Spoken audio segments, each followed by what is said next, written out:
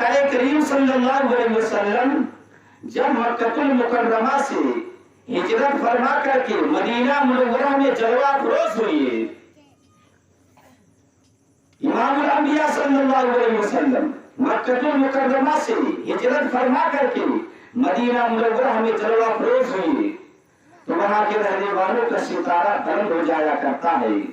وہاں کے رہنے والوں کا ستارہ روشن ہو جایا کرتا ہے،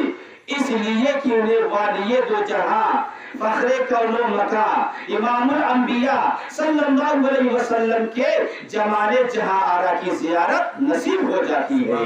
اور وہ شرف صحابیت سے مشرف ہو جاتے ہیں۔ کسی کہنے والے نے کہا کہ صحابہ وہ صحابہ جن کی ہر صبح عید ہوتی تھی، صحابہ وہ صحابہ جن کی ہر صبح عید ہوتی تھی، ارے نبی کا ذکر کرتے تھے نبی کی دید ہوتی تھی، نبی کا ذکر کرتے تھے نبی کی دید ہوتی تھی۔ روایتوں میں آتا ہے یہودیوں کے ایک عالم جن کا نام عبداللہ بن سلام تھا، جب انہیں حضور نبی کریم صلی اللہ علیہ وسلم کی مدینہ منورہ میں آمد کی خبر ہوتی ہے وہ زیارت کے لیے حاضر ہوتے ہیں، وہ زیارت کے لیے حاضر ہوتے ہیں، ملاقات کی غرض سے حاضر ہوتے ہیں، اور جو ہی انہوں نے امام الانبیاء صلی اللہ علیہ وسلم کے جمال جہاں آرا کو دیکھا، امام الانبیاء کے رخسار کو دیکھا، امام الانبیاء کے چہرے مقدس کی زیارت کی تو دل کی دنیا بدل جاتی ہے، حالات متغیر ہوتے ہیں۔ اس چہرے کو دیکھنے کے بعد، اس چہرے کو دیکھنے کے بعد مولانا حسن رضا نے کیا ہی پیارا نقشہ کھینچا ہے کہ خالق نے تجھے ایسا طرحدار بنایا، یا رسول اللہ خالق نے تجھے ایسا طرحدار بنایا کہ یوسف کو تیرا طالب دیدار بنایا۔ تکبیر، اللہ اکبر، رسالت یا رسول اللہ، عید میلاد النبی زندہ باد، مسلک اعلی حضرت زندہ باد، علماء اہل سنت زندہ باد، تکبیر، اللہ اکبر، رسالت یا رسول اللہ، یا رسول اللہ خالق نے تجھے ایسا طرحدار بنایا، یوسف کو تیرا طالب دیدار بنایا، اور ایک جھلک دیکھنے کی تاب نہیں عالم کو، ایک جھلک دیکھنے کی تاب نہیں عالم کو، گر وہ جلوہ کرے کون تماشائی ہو۔ امام الانبیاء صلی اللہ علیہ وسلم کے اس چہرے کو دیکھنے کے بعد عبداللہ بن سلام کے قلب میں روشنی آ جایا کرتی ہے، ان کا دل منور ہو جایا کرتا ہے، ان کا دل روشن ہو جایا کرتا ہے۔ آقا کے جمال کو دیکھنے کے بعد کلمہ طیبہ پڑھ کر کے مشرف با اسلام ہو جایا کرتے ہیں، دائرہ اسلام میں داخلہ لے لیا کرتے ہیں۔ اب عبداللہ بن سلام رضی اللہ تعالیٰ عنہ کی برادری کو جب یہ معلوم ہوا کہ آپ مشرف با اسلام ہو گئے ہیں تو انہوں نے آپس میں متفقہ فیصلہ کیا کہ عبداللہ بن سلام نے ہمارے مذہب کو ترک کر کے مذہب اسلام اختیار کر لیا ہے، لہٰذا ان کو اپنی جماعت سے بائیکاٹ کیا جائے،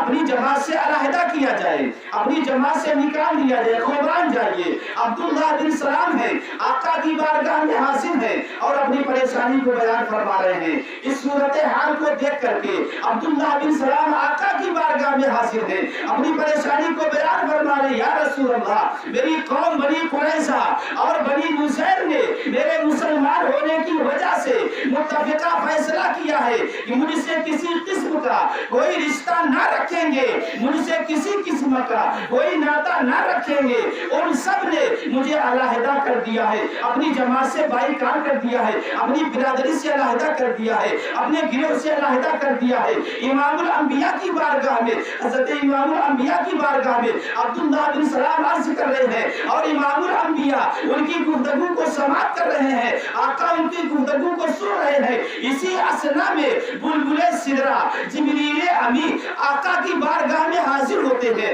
رسول اللہ کی بارگاہ میں حاضر ہوتے ہیں، اور حاضر ہونے کے بعد عرض کرتے ہیں کہ یا رسول اللہ صلی اللہ علیہ وسلم یہ غمزدہ غلام جو آپ کی بارگاہ میں حاضر ہے، یہ غلام جو آپ کی بارگاہ میں حاضر ہے، اس سے آپ فرما دیجئے اگر تمہاری برادری نے تمہیں چھوڑ دیا ہے، تمہارے عزہ اقربا نے تمہارا ساتھ چھوڑ دیا ہے، سارے لوگوں سے رشتہ منقطع ہو گیا ہے، تو رب ارشاد فرما رہا ہے جس کا مددگار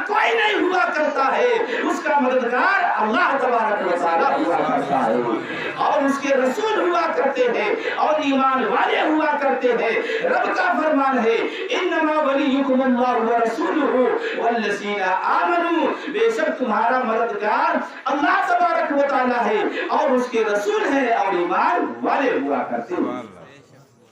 इस फरमाने खुदाबंदी में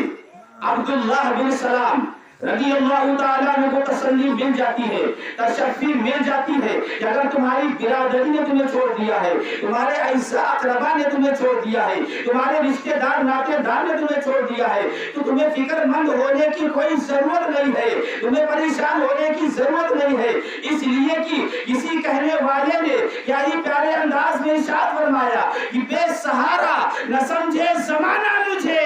बेसहारा न समझे जमाना मुझे,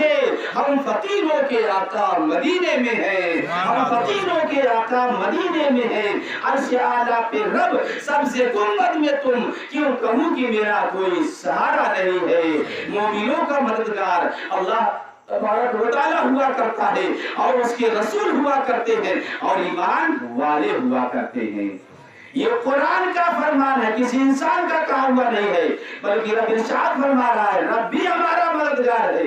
रसूलुल्लाह भी हमारे मददगार है और जो ईमान वाले हुआ करते मोमिन कामिल हुआ करते हैं वो भी हमारी इमदाद फरमाया करते हैं।